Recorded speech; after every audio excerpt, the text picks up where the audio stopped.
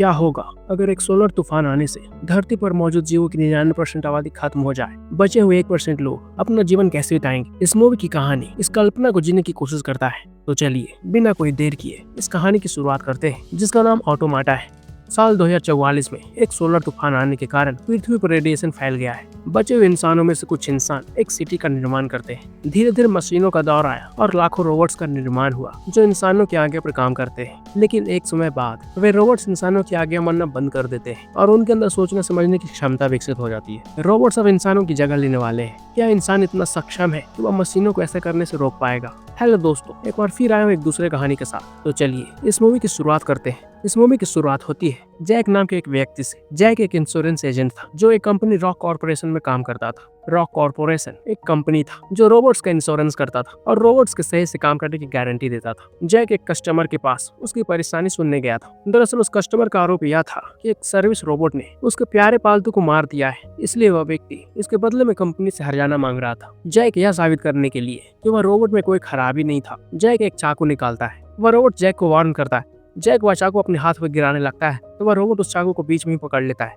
इस तरह जैक उस परिवार से कहता है कि वहाँ अगर कोई है जो किसी को भी नुकसान नहीं पहुंचा सकता था तो वह रोबोट था। जैक उस परिवार से कहता है कि उनकी कोशिश करने के बाद भी वह रोबोट उन्हें चोट नहीं पहुंचा सकता था। जैक कहता है कि वह रोबोट बिल्कुल सही है। इस तरह जैक वहाँ से चला जाता है। जैक अपने घर पर आता है। उसकी पत्नी का नाम रेचल था। रेचल प्रेग्नेंट थी। अगली सुबह जैक को एक कॉल आता है और वह एक मशीनी मुर्दा घर में पहुंचता है जहाँ केवल वैसे रोबोट को लाया जाता था जो खराब हो जाते थे। जैक के वहाँ जाने पर उसे एक बात पता चलती है। जैक को पता चलता है कि एक रोबोट खुद को खुद से ठीक करने की कोशिश कर रहा था और जिस ऑफिसर ने उसे ऐसा करते देखा था उसने उस रोबोट को गोली मार दिया। उस ऑफिसर का नाम वॉलिस था। जैक हैरान होता है क्योंकि रोबोट्स के दो ही प्रोटोकॉल थे। पहला, वह किसी भी जीव को नुकसान नहीं पहुंचा सकता था और दूसरा, रोबोट्स खुद को या किसी दूसरे रोबोट को ठीक या प्रोग्राम नहीं कर सकता था। लेकिन ऑफिसर वॉलिस के अनुसार वह रोबोट दूसरे रूल को तोड़कर खुद को ठीक कर रहा था। जैक यह बात अपने बॉस बॉब को बताता है। बॉब इस बात पर यकीन नहीं करता है कि कोई रोबोट दूसरे प्रोटोकॉल को तोड़कर खुद को ठीक कर रहा था। जैक सिटी जाकर जानकारी जुटाना चाहता था जहाँ वे रोबोट्स को बनाया जा रहा था। जैक उस काम से बहुत थक चुका था, इसलिए जैक अपने ट्रांसफर के लिए बॉब से बात करता है। लेकिन बॉब जैक को समझाता है कि उसे और क्या चाहिए, उसके पास सब कुछ तो है, अच्छा घर,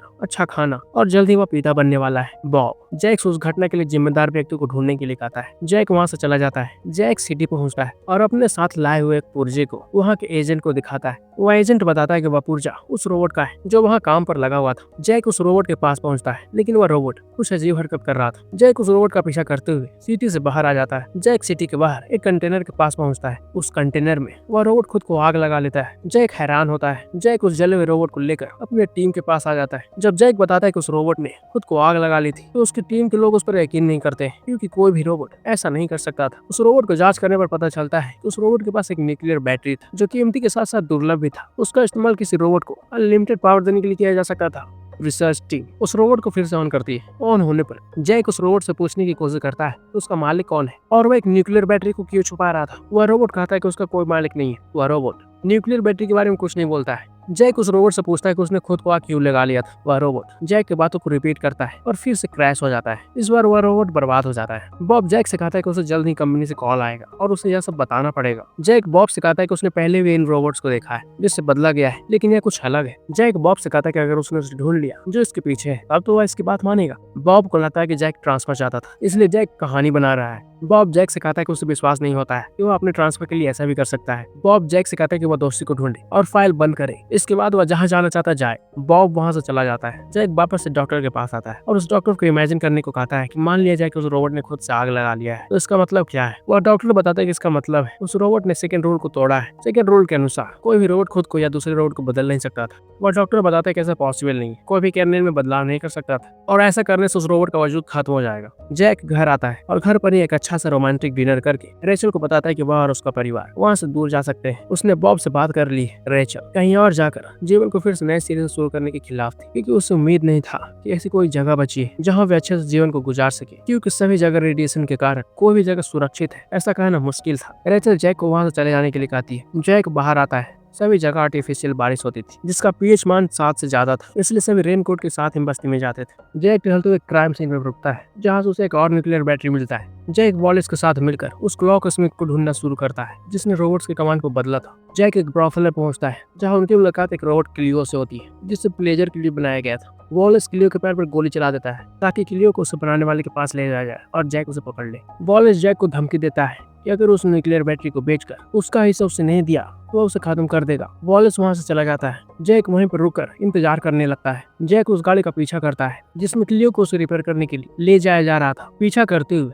जैक एक क्लॉक स्मिथ के पास पहुंचता है जिसका नाम डॉक्टर डुप्रे था। डॉक्टर डुप्रे से मिलने के बाद डॉक्टर डुप्रे भी बता दी कि ऐसा मुमकिन नहीं था, क्योंकि अगर रोबोट खुद को खुद से ही ठीक कर रहे हैं तो इसका मतलब उसके अंदर चेतना आ गई है और यह बात पूरे मानव जाति पर खतरा हो सकता है। जैक डॉक्टर डुप्रे को वह कर्नेल देता है जो उस रोबोट का था, जो खुद को ठीक करने की कोशिश कर रहा था और जिसे वॉलेस ने शूट किया था। जैक डॉक्टर डुप्रे से उसका कारण पता करने के लिए कहता है और बदले में वह न्यूक्लियर बैटरी डॉक्टर डुप्रे को देने के लिए तैयार होता है। डॉक्टर डुप्रे मान जाती है।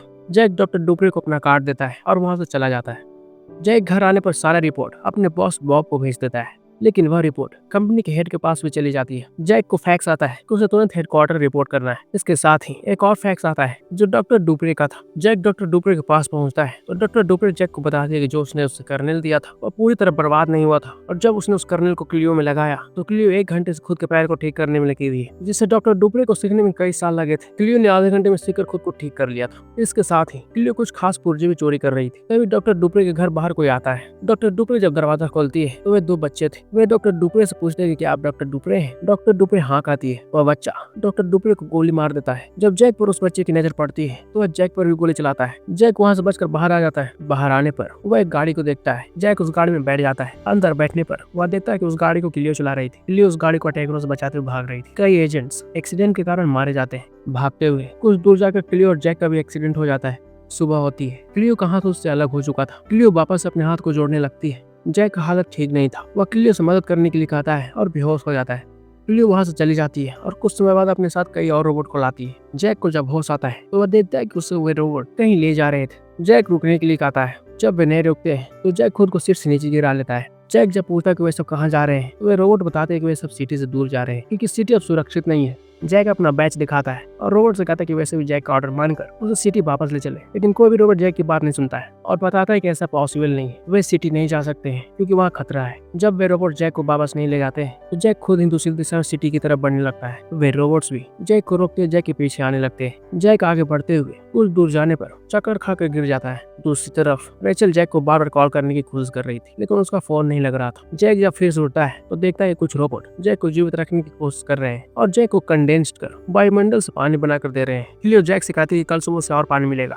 बॉब का बॉस बॉब को बुलाता है। बॉब के बॉस का नाम हॉक था। हॉक उस कंपनी का हेड था। हॉक बॉब से कहता है कि जैक ने कंपनी को धोखा दिया है क्योंकि उसे बुलाने पर वह हेडक्वार्टर नहीं आया था और वह काम से गायब था और उसे रोबोट के साथ भागते हुए देखा गया था। हॉक बॉब को जैक से डील करने के लिए कहता है। जैक रोबोट की नजरों से बचते हुए एक फ्लेयर गन अपने पास रख लेता है और अपना लोकेशन कंपनी को भेज देता है। कंपनी जैक के लोकेशन पर वॉलेस को भेज देता है। दूसरी तरफ रेचल का लेवर पेन बढ़ जाता है, इसलिए उसे हॉस्पिटल में एडमिट करना पड़ता है। वॉलेस और उसका साथी उस लोकेशन पर पहुंच जाते हैं जहां जैक था। जैक और रोबोट्स रेडिएशन के करीब जा रहे थे। वॉलेस एक सिग्नल भेजता है जिससे जैक उस सिग्नल को समझ जाता है। जैक भी अपने फ्लेयर गन से अपना लोकेशन बताता है। जैक बहुत खुश होता है। जैक सोचता है कि अब वह बच जाएगा। वॉलेस वहीं आता है और जैक से पूछता है कि क्या उसने क्लॉक स्मिथ को ढूंढ लिया है। जैक कहता है कि वह सोच भी नहीं सकता कि यहाँ क्या हो रहा है। वॉलेस गुस्सा होता है और कहता है कि उसकी वजह से कितने लोग परेशान हैं। वॉलेस न्यूक्लियर बैटरी को छीन लेता है। वॉलेस जैक से कर्नेल को मांगता है जो अब क्लियो के अंदर था। वॉलेस जब जैक को जान से मारने की कोशिश करता है तो रोबोट वॉलेस को रुकने के लिए कहता है क्योंकि सभी रोबोट का काम किसी भी जीव को सुरक्षित रखना था। वॉलेस रोबोट की बात नहीं सुनता है और 2 रोबोट को गोली से उड़ा देता है। अंत में क्लियो भी वॉलेस को रोकने के लिए आगे बढ़ने लगती है। वॉलेस क्लियो को खत्म करने लगता है तो जैक अपने फ्लेयर गन से वॉलेस पर अटैक कर देता है जिससे वॉलेस मारा जाता है। वह व्यक्ति जो वॉलेस के साथ था वह वहां से भाग जाता है। जैक उसे अपने साथ ले जाने के लिए कहता है लेकिन वह नहीं रुकता है। बचे हुए 2 रोबोट तीसरे रोबोट से कुछ पुर्जे निकालते हैं और वह भी आगे बढ़ने लगते हैं। जैक के पास अब कोई विकल्प नहीं था, इसलिए वह भी अब उन रोबोट्स के साथ जाने लगता है। जाने से पहले जैक वॉलेस के पॉकेट में कुछ ढूंढता है। वॉलेस के पैकेट से उसे एक चॉकलेट मिलता है जिससे जैक बहुत दुखी होता है और उसे खाता है। दूसरी तरफ कंपनी का एक एजेंट बॉब के घर आता है और बताता है कि उसका बॉस हॉक उससे मिलना चाहता है। बॉब हॉक के पास पहुंचता है। वह व्यक्ति मौजूद रहता है जो वॉलेस के साथ गया था। उससे पूछताछ जारी था। हॉक बॉब को बताता है कि उस सिटी के निर्माण करने से पहले उस कंपनी ने एक ऐसा रोबोट तैयार किया था जो बिना प्रोटोकॉल के था। वह रोबोट ने इंसानों से सीखा और इंसानों को सिखाया। लगभग 8 दिन बाद उस रोबोट ने खुद से सीखना शुरू कर दिया और इंसानों और रोबोट्स के बीच बातचीत बंद हो गई थी। वे रोबोट्स को इंसानों की जरूरत नहीं था। तब उन्हें एक बात समझ आई, उन्हें रोबोट्स को इंसानों के दिमाग जैसा तैयार करना चाहिए और इसलिए उस रोबोट से एक आखिरी टास्क करवाया गया और 2 प्रोटोकॉल्स बनाए गए जो आज सभी रोबोट्स में मौजूद है। उन प्रोटोकॉल को तोड़ा नहीं जा सकता था क्योंकि उसे इंसानों के द्वारा नहीं बनाया गया गया था, लेकिन आज शायद कोई उस प्रोटोकॉल को तोड़ने का तरीका जान चुका है और इससे पहले कि वह पूरी मानव जाति पर खतरा बन जाए उसे उस क्लॉक स्मिथ को ढूंढना होगा। हॉक बॉब से जैक को ढूंढने के लिए कहता है। दूसरी तरफ रेचल को हॉस्पिटल वाले बताते हैं कि उसे दूसरे रूम में शिफ्ट किया जा रहा है। हॉक अपने एजेंट के साथ बॉब को भी भेज देता है ताकि वे जैक को वापस ला सके। जैक रोबोट्स के साथ चलते हुए एक जगह पहुंचता है जहां उसकी मुलाकात एक रोबोट से होती है और जैक को पता चलता है कि वह रोबोट के प्रोटोकॉल को किसी इंसान ने नहीं बदला था, बल्कि वह खुद से ही हो गया था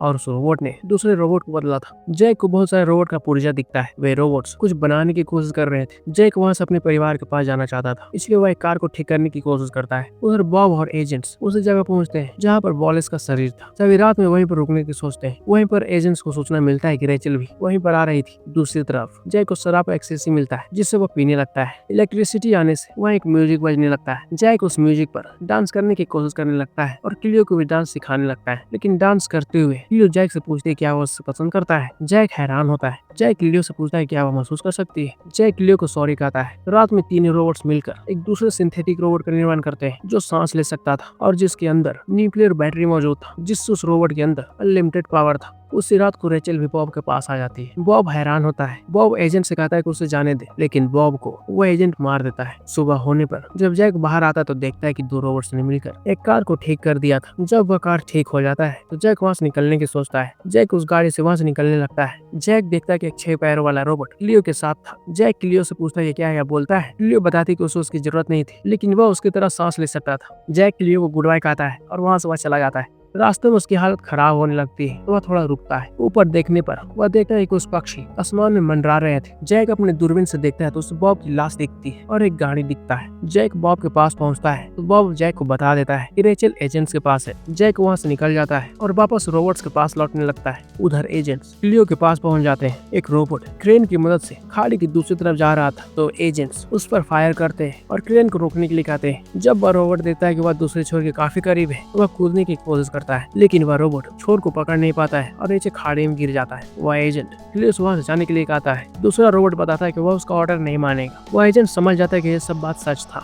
वहाँ पर सिंथेटिक रोबोट था जिसे देखकर एजेंट्स भी हैरान होता है। एजेंट जैक को बाहर आने के लिए कहता है और बताता है कि उसने उसकी पत्नी को उससे मिलने के लिए लाया है। रेचल को वह एजेंट बाहर निकालता है। वह एजेंट रोबोट को घुटने टेकने के लिए कहता है। जब वह रोबोट नहीं सुनता है तो एजेंट उसके पैर पर वार करता है और रोबोट कहता है कि इंसान एक हिंसक बंदर है। यह बात सुनकर एजेंट रोबोट पर कई गोलियां चला देता है। अंत में उसके सर पर वार करके वो एजेंट उसके कर्नल को निकाल लेता है। वह एजेंट क्लियो पर भी वार करता है, लेकिन तब तक वहाँ पर जैक आ जाता है। जैक उसी गाड़ी से सभी को उड़ाने के लिए तेजी से उनकी तरफ बढ़ने लगता है। सभी जैक पर फायर करने लगते हैं जिसमें एक गोली जैक को लग जाता है। रेचल एजेंट के चाकू को निकालकर एजेंट के पैर पर मार देती है। रेचल सैड हो जाती है। जैक एक जोरदार टक्कर मारता है। इस तरह जैक वहाँ पर बंदूक उठाता है और एक एजेंट को मार देता है। आखिरी एजेंट जब जैक को मारने लगता है तो वह सिंथेटिक रोबोट वहाँ आ जाता है। वह एजेंट उस रोबोट पर वार करता है, लेकिन वह रोबोट उस एजेंट पर चढ़ जाता है जिससे वह एजेंट एक किनारे पर लटक जाता है। वह एजेंट अपना हाथ छोड़ देता है।